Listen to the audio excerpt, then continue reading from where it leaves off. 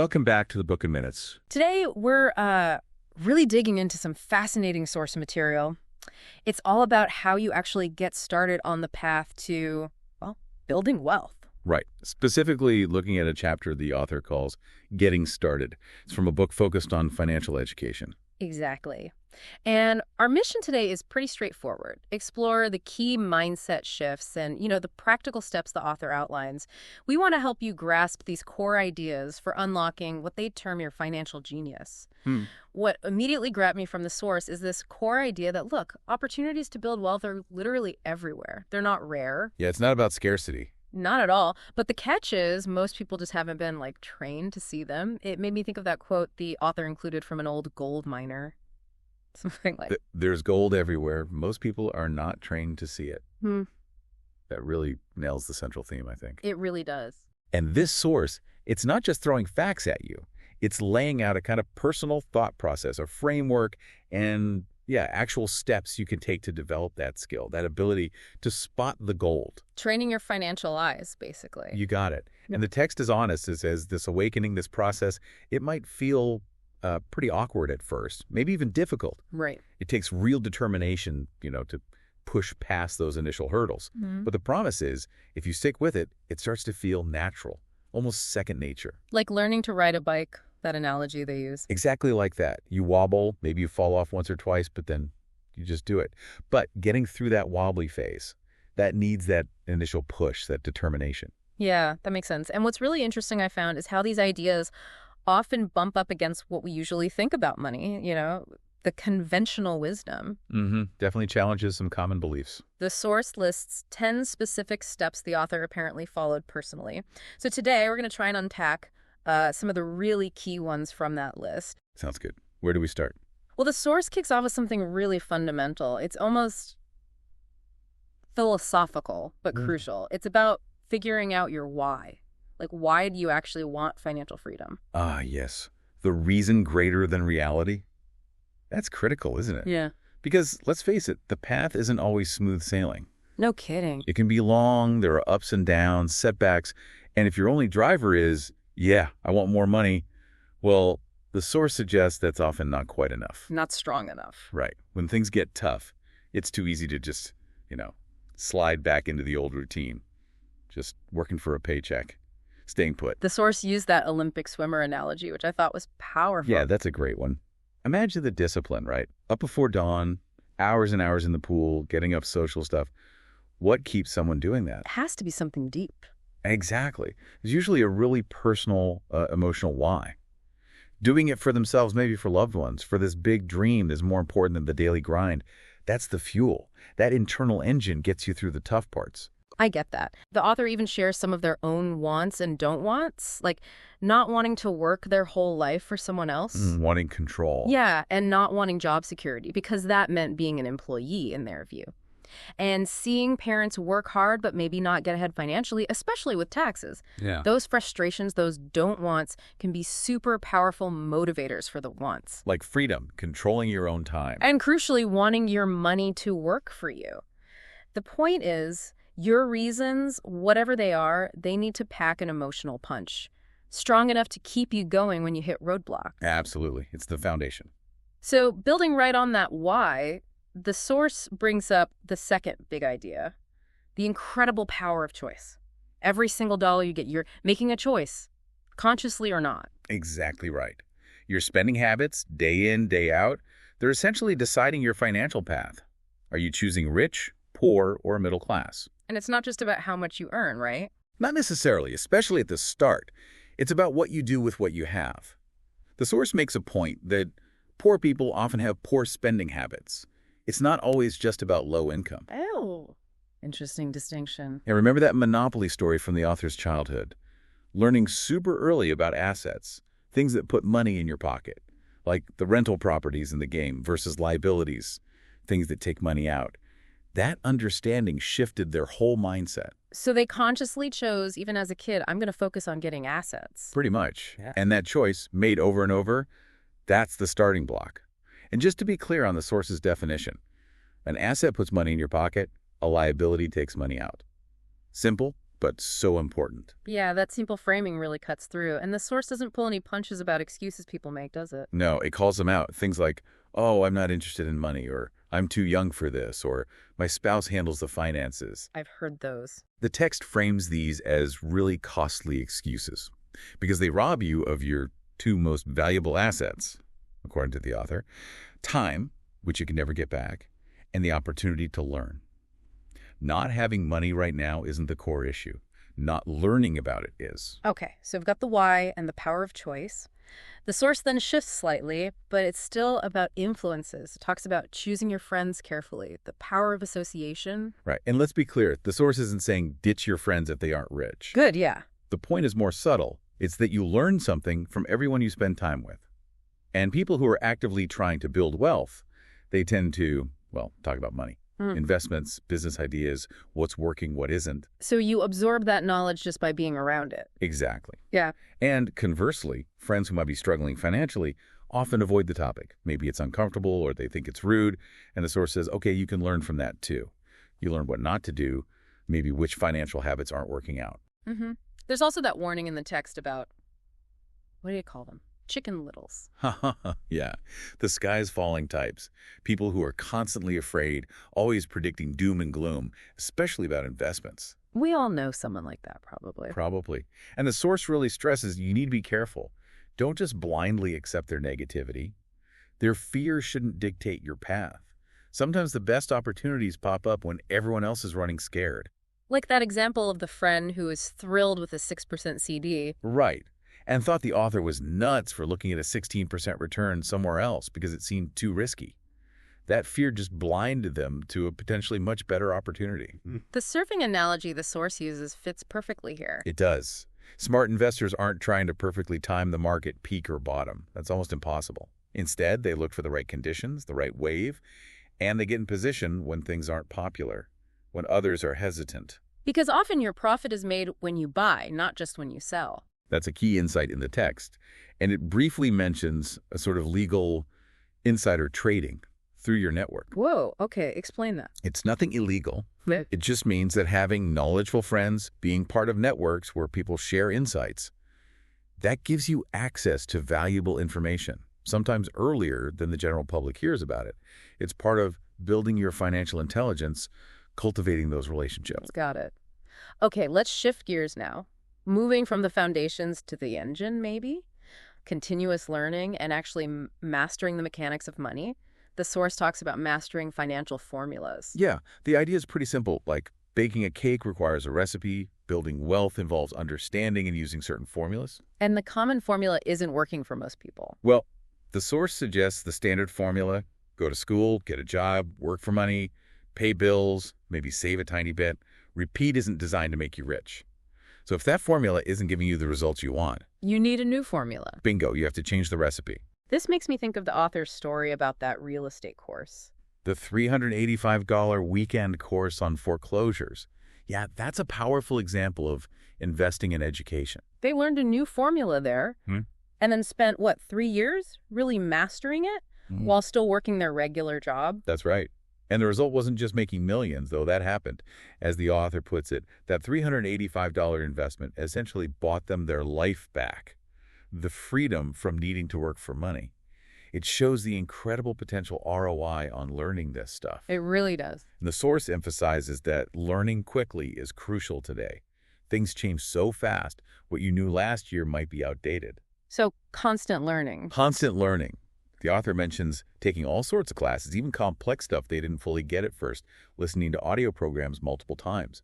It's about staying humble, listening, absorbing the mental power of great investors. Arrogance, the source warned, often comes from being afraid to admit you don't know something or afraid of making mistakes. But mistakes are how you learn. Okay, this next one feels huge.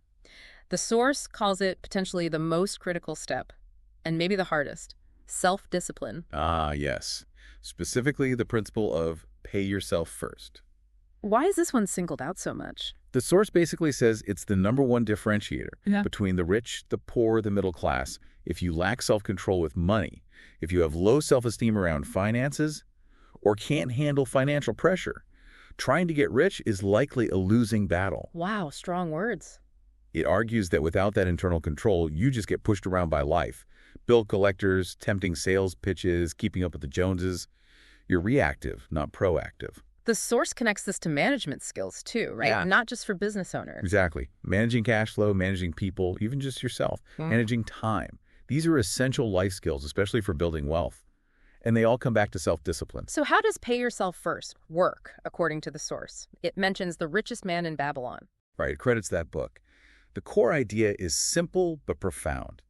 People building wealth allocate money to their asset column first, before anything else. They buy investments, pay down debt on assets, whatever builds that column. Then they pay their monthly expenses. Whereas most people do the opposite.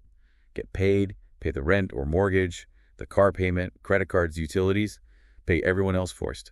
And then if there's anything left over, maybe they save or invest it. Often, there's nothing left. So the intention is good, but the execution fails. Precisely. And the author shares this really challenging practice they adopted personally. They still paid themselves first, invested first, even when cash was super tight. Even letting creditors call. That sounds stressful. Extremely. Yeah. But the source frames it differently.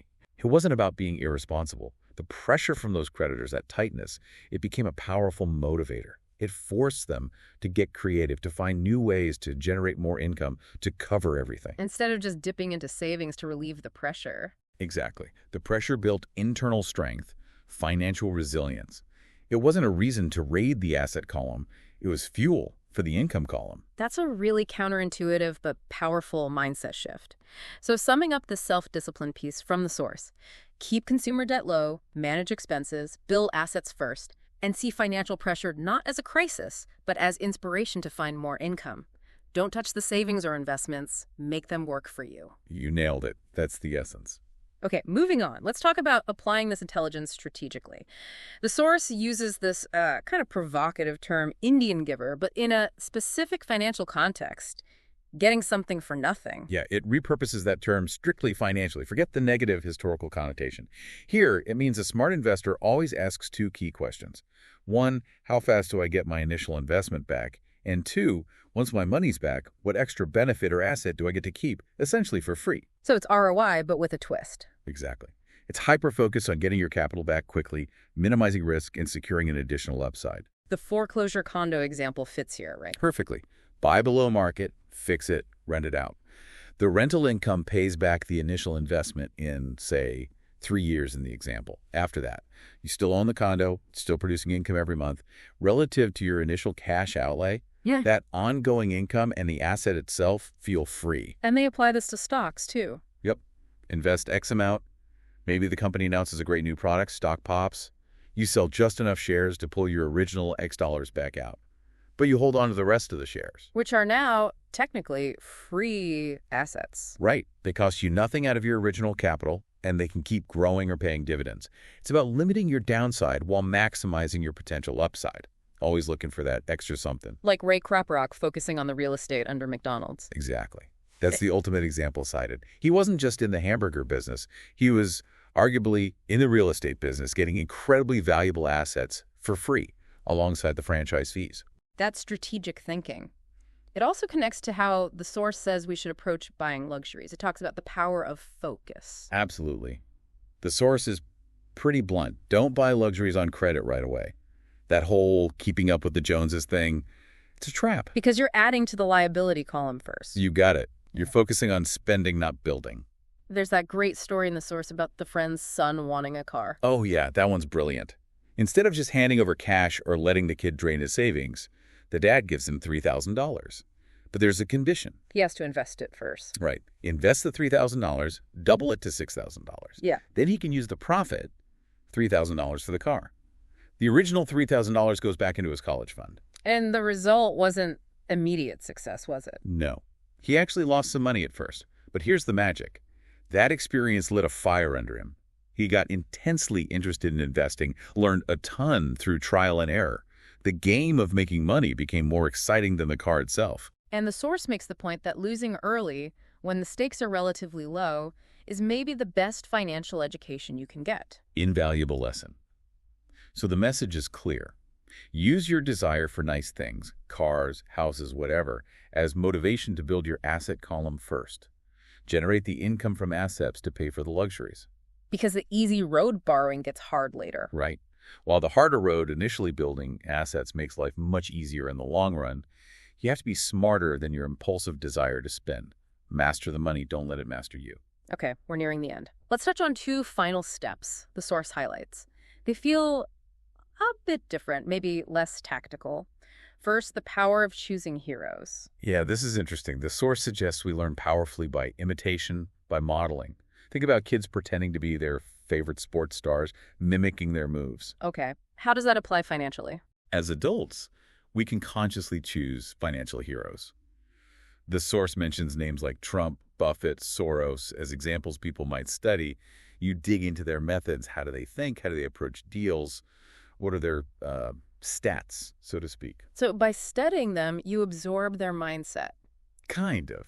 The idea is you tap into their raw genius, their way of thinking. It becomes part of your own subconscious toolkit when you face financial decisions or negotiations. And heroes also make things seem possible, right? Exactly.